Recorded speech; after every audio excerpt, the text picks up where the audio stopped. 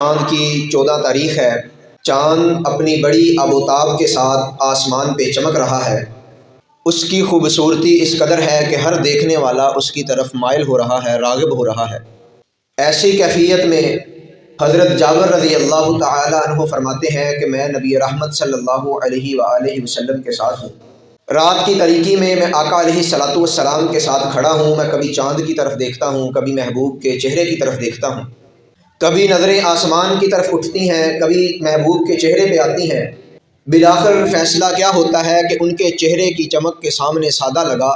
آسمان پہ چاند پورا تھا مگر آدھا لگا کہ 14ویں کے چاند کی خوبصورتی اپنی جگہ پر، ایسے لاکھوں چاند بھی ہوں محبوب صلی اللہ علیہ وسلم کی خوبصورتی پہ قربان۔ یہ نبی رحمت صلی اللہ علیہ وآلہ وسلم کی ظاہری خوبصورتی کا ایک چھوٹا سا پہلو، ایک چھوٹا سا نقطہ ہے۔ آقا علیہ الصلاۃ والسلام کی ظاہری خوبصورتی اس قدر اعلیٰ ہے کہ انسان بیان کرنے سے قاصر ہے۔ آج ہم معاشرے کے اندر بطور مسلمان نبی رحمت صلی اللہ علیہ وآلہ وسلم کی ظاہری خوبصورتی کو اپناتے ہیں۔ آقا کی ظاہری خوبصورتی کیا ہے؟ آقا نے اپنے چہرے انور پر داڑھی کو سجایا۔ ہم آقا کی محبت کے اندر اس خوبصورتی کو اپنانے کے لیے اپنے چہرے پہ داڑھی رکھ لیتے ہیں۔ آقا کی ظاہری خوبصورتی کیا ہے کہ آقا کے لباس کی طرح کا ہم لباس پہنتے ہیں، آقا کے حلیے کی طرح ہم اپنا حلیہ بنا لیتے ہیں۔ دنیا کے اندر اللہ رب العالمین نے ہر چیز کا ایک فارمولہ بنا دیا، اس کے 2 زاویے بنا دیے۔ دنیا کی کوئی چیز اٹھا لیں، اللہ رب العالمین نے ہر چیز کے 2 زاویے بنائے، ایک ظاہری ہے، ایک باطنی ہے۔ اسی طرح انسان ظاہری طور پر بھی اور باطنی طور پر بھی اپنے آپ کو درست کر لے تو پھر دنیا کے اندر بھی کامیاب ہے، آخرت کے اندر بھی کامیاب ہے۔ اس کی مثال آپ اس طرح سمجھ لیں کہ ایک سونے کا گلاس ہو، ہیرے جواہرات اس کے باہر لگے ہوں، لیکن وہ گلاس اندر سے گندا ہے، اس کے اندر آپ کو شہد بھی ڈال کے دے دیا جائے، آپ اسے پینے کو تیار نہیں ہیں۔ وجہ کیا ہے؟ اس کے اندر گندگی ہے۔ لیکن اگر وہی ایک سادہ سا گلاس ہو، اسٹیل کا گلاس ہو، اس کے اندر پاکیزگی ہو، اندر سے صاف ستھرا ہو، اس کے اندر آپ کو پانی بھی ڈال کے دے دیا جائے تو انسان اس کے اندر پانی پی لیتا ہے۔ اس سے یہ بات سمجھ آئی کہ ظاہری خوبصورتی نہ بھی ہو چل جائے گا، لیکن جس کی باطنی خوبصورتی نہیں ہے، باطنی پاکیزگی نہیں ہے، اسلام اس کو قبول نہیں کرتا۔ اور باطنی خوبصورتی اپنانے کے لیے نبی رحمت صلی اللہ علیہ وآلہ وسلم نے جو طریقے اپنائے، اس کا ایک پہلو آپ کے سامنے آج بیان کروں گا کہ باطنی خوبصورتی کے لیے، باطنی پاکیزگی کے لیے انسان کا دل بڑا ہونا چاہیے، انسان کے اندر وسعت ہونی چاہیے، کشادگی ہونی چاہیے۔ انسان کے دل کے اندر ایک بہت بڑا قبرستان ہونا چاہیے کہ جہاں پر انسان دوسروں کی باتوں کو دفن کر لے، دوسروں کے کسے گئے جملے، دوسروں کی دی گئی گالیاں، دوسروں کے برسائے گئے پتھر انسان اس دل کے اندر دفن کر لے۔ نبی رحمت صلی اللہ علیہ وآلہ وسلم کی زندگی ہمارے لیے آئیڈیل ہے، نمونہ ہے، اسوہ حسنہ ہے۔ یہ میرا فیصلہ نہیں ہے، یہ میری بات نہیں ہے، یہ قرآن کا فیصلہ ہے۔ اللہ رب العالمین فرماتے ہیں لَقَدْ كَانَ لَكُمْ فِي رَسُولِ اللَّهِ أُسْوَةٌ حَسَنَةٌ۔ اہل ایمان، اہل اسلام، مومن، ان کے لیے نبی رحمت صلی اللہ علیہ وسلم کی زندگی آئیڈیل ہے، نمونہ ہے۔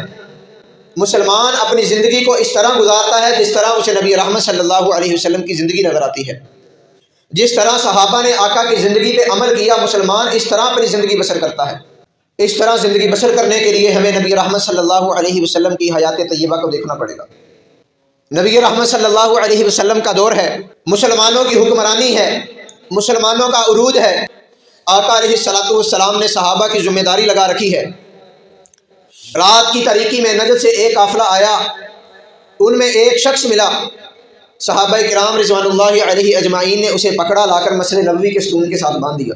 نبی رحمت صلی اللہ علیہ وسلم صبح کے وقت مسجد میں تشریف لائے، پوچھا کسے پکڑ لائے ہو؟ پتہ چلا کہ یہ تو اہل نجد کا سردار ہے، اس قبیلے کا سپہ سالار ہے، ان کا سردار ہے۔ نبی رحمت صلی اللہ علیہ وسلم اس کے پاس آئے، اسے دعوت دی، قولوا لا الہ الا اللہ تفلحوا تملک العرب والعجم۔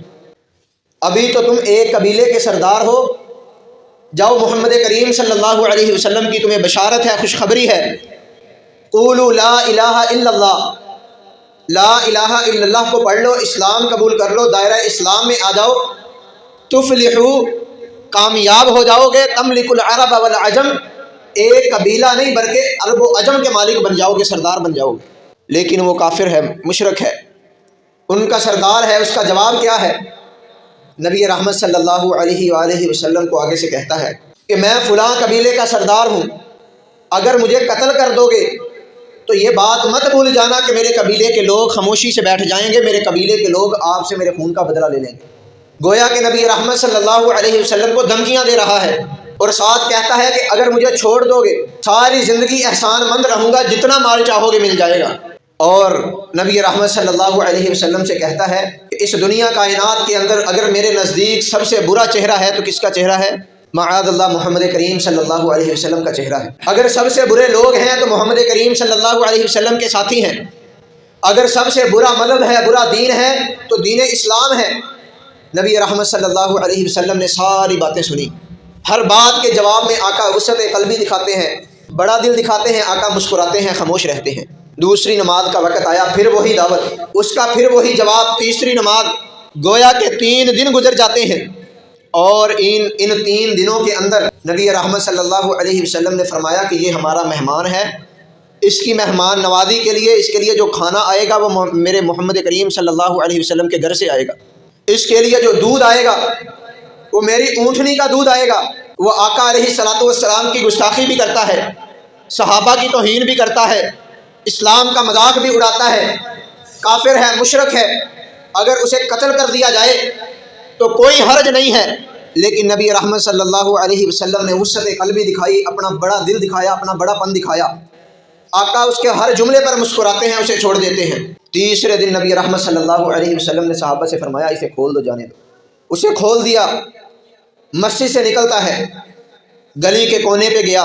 آقا علیہ الصلوۃ والسلام کا بڑا پن، آقا کا بڑا دل، وسعت قلبی، آقا علیہ الصلوۃ والسلام کی سیرت طیبہ کا ایک پہلو اس کے دل کے اندر اجاگر ہو چکا تھا۔ اسلام کی محبت اس کے دل کے اندر گر کر چکی تھی کہ میں نے اسلام کو بھی برا بھلا کہا، محمد کریم صلی اللہ علیہ وسلم کی بھی توہین کی، آقا کے صحابہ کی بھی توہین کی، آفریں بھی دی، دھمکیاں بھی دی، سارا کچھ کر لیا، لیکن اس شخص کا دل اتنا نرم ہے، اتنا بڑا ہے کہ آگے سے مسکراتے ہیں، چلے جاتے ہیں، کچھ نہیں کہا، بلکہ میری مہمان نوازی بھی کرتے ہیں۔ وہاں سے غسل کیا، واپس پلٹے، آ کر نبی رحمت صلی اللہ علیہ وسلم کے ہاتھ کے اوپر بیعت کرتے ہیں، مسلمان ہو جاتے ہیں، جن کا نام ثمامہ بن اسال رضی اللہ تعالی عنہ ہے۔ اس اسلام قبول کرنے کی وجہ کیا تھی؟ اور اکیلا اسلام ہی قبول نہیں کیا، بلکہ اسلام قبول کرنے کے بعد اپنے قبیلے کے لوگوں کا راشن روک دیا اور کہنے لگے قبیلے کا سردار میں ہوں، جب تک میرا آرڈر نہیں ہوگا تب تک آپ کو راشن نہیں ملے گا، اور راشن لینے کے لیے یا تو مسلمان ہونا پڑے گا یا محمد کریم صلی اللہ علیہ وسلم سے اجازت لینی پڑے گی۔ ایسے مسلمان ہو جاتے ہیں کہ کلمہ پڑھتے ہی اطاعت و فرما برداری شروع کر دی۔ اس سارے معاملے کے پیچھے وجہ کیا تھی؟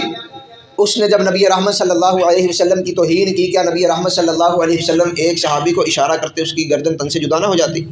صحابہ کی توہین پر اسے قتل نہ کر دیا جاتا، اسلام کی توہین پر اسے قتل نہ کر دیا جاتا؟